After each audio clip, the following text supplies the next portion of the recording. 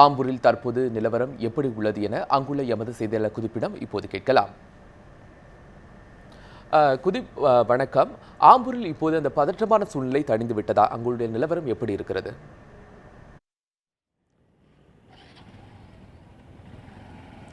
கோபால், நேற்று இரவு 9 மணிக்கு தொடங்கிய வன்முறை சம்பவம் நள்ளிரவு 1 மணிக்கு முழுமையாக கட்டுப்படுத்தப்பட்டது. இந்த கலவரத்தின் காரணமாக சென்னை பெங்களூர் நெடுஞ்சாலையில் வேலூருக்கு அருகிலேயே இரவு 9 மணி அளவில் போக்குவரத்து முழுவதுமாக நிறுத்தப்பட்டு வேறு பாதையில் திருப்பிவிடப்பட்டது. இரு மார்க்கத்திலும் சரியாக 2:30 மணி அளவில் முழுமையாக வன்முறை கட்டுக்குள் கொண்டு வந்ததை அடுத்து போக்குவரத்து தொடர்ந்து இரு பாதையிலும் போக்குவரத்து தொடங்கியது. தற்போது சகஜ நிலை திரும்பி வாகனங்கள் சாதாரண நிலையில் போய்கொண்டிருக்கின்றன.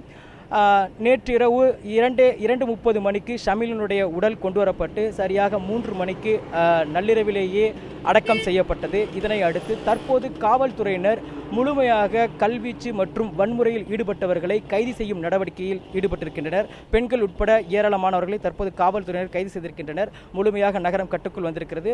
மக்களும் சாதாரணமாக போய் வந்து கொண்டிருக்கின்றனர். வாகன போக்குவரத்தும் சாதாரணமாக இருக்கிறது. மோகன், குதுப்தீன், அதாவது அங்கு நேற்று நடைபெற்ற கலவர சம்பவம் குறித்து சொல்லுங்க.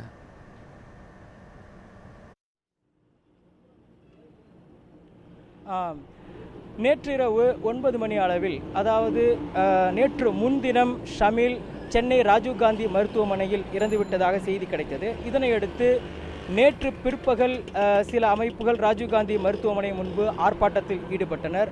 ஆனால் எந்தவித அசம்பாவித சம்பவமும் நடைபெறவில்லை. உடலை பரிசோதனை செய்வதற்கு மறுப்போ அல்லது உடலை வாங்குவதற்கு மறுப்போ உறவினர்கள் தெரிவிக்காத நிலையில் சாதாரணமாக உடலை அடக்கிவிடலாம் என்ற அடிப்படையில் வெறும் குறைவான எண்ணிக்கையிலான போலீசார் ஆம்பூர் நகரத்தில் முகாமிட்டிருந்தனர். அதே சமயத்தில் பள்ளிகொண்டா காவல் நிலையத்தில் ஏராளமான, அதாவது காஞ்சிபுரம், திருவள்ளூர், திருவண்ணாமலை மாவட்டங்களைச் சேர்ந்த போலீசார் குவிக்கப்பட்டிருந்தனர்.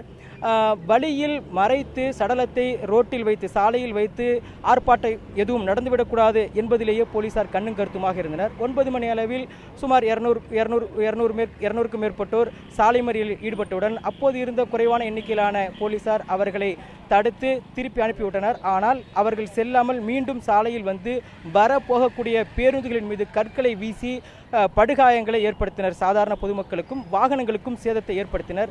இதனையடுத்து காவல்துறையினர் லத்தி சார்ஜ் தடியடி நடத்தி அவர்களை கலைக்க முற்பட்ட பொழுது வன்முறையில் ஈடுபட்டவர்கள் கற்களை கொண்டும் பாட்டில்களை கொண்டும் போலீசாரை கடுமையாக தாக்கியிருக்கின்றனர்.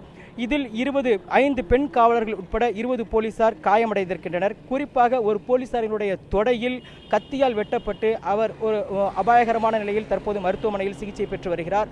இருப்பினும் போலீசார் கடுமையான நடவடிக்கை எதுவும் எடுக்காததால் இரவு 10:30 மணிக்கு மேல் மற்ற மாவட்டங்களில் இருந்து பள்ளிகொண்டாவில் காத்துக் கொண்டிருந்த மற்ற போலீசாரும் வந்து தற்பொழுது ஐஜி மஞ்சுநாதா வந்து 4 மாவட்ட டிஎஸ்பிகள், அதாவது வேலூர், காஞ்சிபுரம், திருவண்ணாமலை, திருவள்ளூர் டிஎஸ்பிக்கள் உட்பட 1500க்கும் மேற்பட்ட போலீசார் குவிக்கப்பட்டதை அடுத்து இரவு 1 மணி அளவில் முழுமையாக வன்முறை கட்டுக்குள் கொண்டு வரப்பட்டது.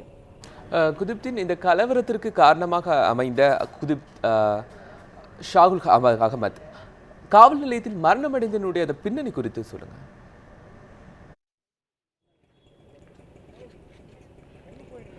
கடந்த 15ஆம் தேதி ஷமீலை பள்ளிகொண்டா காவல் நிலைய இன்ஸ்பெக்டர் மார்டின் அழைத்துச் செல்கிறார். ஒரு பெண் மாயமான புகாரை அடுத்து ஷமீல் விசாரணைக்காக அழைத்து செல்லப்படுகிறார். அவர் காவல் நிலையத்தில் வைத்து விசாரிக்கப்படாமல் வெளியிடத்தில் வைத்து விசாரிக்கப்பட்ட பொழுது கடுமையாக துன்புறுத்தியதாக கூறப்படுகிறது. இதில் அவரது உடல்நிலையில் கடுமையாக பாதிப்படைந்தது. இதனையடுத்து 19ஆம் தேதி ஆம்பூரில் உள்ள அரசு மருத்துவமனையிலும் 23ஆம் தேதி வேலூரில் உள்ள அரசு மருத்துவமனையிலும் அனுமதிக்கப்பட்டிருக்கிறார். ஆனால் சிகிச்சை பலனளிக்காத காரணத்தால் 25ஆம் தேதி சென்னை ராஜீவ்காந்தி அரசு மருத்துவமனையில் அனுமதிக்கப்பட்டார். இந்நிலையில் நேற்று முன்தினம் சிகிச்சை பலனின்றி அவர் உயிரிழந்தார். இதனையடுத்து நேற்று பிரேத பரிசோதனை செய்யப்பட்டு அவருடைய உடல் நேற்று மாலை 4:30 மணி அளவில் உறவினரிடம் ஒப்படைக்கப்பட்டது. இதனையடுத்து உடனடியாக உரிய பாதுகாப்போடு, போலீஸ் பாதுகாப்போடு ஆம்பூர் கொண்டு வந்து நள்ளிரவில் அடக்கம் செய்யப்பட்டிருக்கின்றனர். இப்பகுதியில் இருக்கக்கூடிய மக்கள் சொல்லக்கூடிய காரணம் என்னவென்றால், இன்ஸ்பெக்டர், பள்ளிகொண்டா இன்ஸ்பெக்டர் மார்டின் மீது காவல்துறையினர் உடனடியாக நடவடிக்கை எடுத்து கைது செய்யவில்லை என்றும், தற்போது வரை அவர் கைது செய்யப்படவில்லை என்றும், கைது செய்யப்படுவார், அவர் மீது புகார் அளிக்கப்பட்டுள்ளது, வழக்கு பதிவு செய்யப்பட்டிருக்கிறது என்று காவல்துறையினர் மாறி மாறி தவறான தகவல்களை அளித்ததாகவும், அதனால் கோபப்பட்ட இங்கே இருக்கக்கூடிய மக்கள், ஆம்பூரைச் சேர்ந்த மக்கள் வந்து தன்னிச்சையாக வன்முறையில் ஈடுபட்டிருக்கின்றனர். இந்த தன்னிச்சையான வன்முறை அதாவது தன்னிச்சையான ஆர்ப்பாட்டம் ஒரு கட்டத்தில் வன்முறையாக வெடித்து கல்வீச்சு, பாட்டில் வீச்சு என்று ஆகி முழுமையாக போலீசாரால் கட்டுப்படுத்த முடியாமல் போய் போலீசாரும் காயம் ஏற்பட்டு தற்போது நிலைமை கட்டுக்குள் முழுமையாக கொண்டு வரப்பட்டிருக்கிறது. இதனை அடுத்து கலவரத்தில் ஈடுபட்டவர்களை காவல்துறையினர் கைது செய்யும் நடவடிக்கையில் காலையிலிருந்து, அதாவது 6 மணியிலிருந்து தற்போது ஈடுபட்டிருக்கின்றனர். ஏராளமானவரை இதுவரைக்கும் காவல்துறையினர் கைது செய்திருக்கின்றனர். தற்போது ஆம்பூர் நகரம் முழுமையாக கட்டுப்பாட்டுக்குள் வந்து சகஜ நிலைமை திரும்பியிருக்கிறது. உங்களுடைய விரிவான தகவல்களுக்கு நன்றி குதுப்தீன்.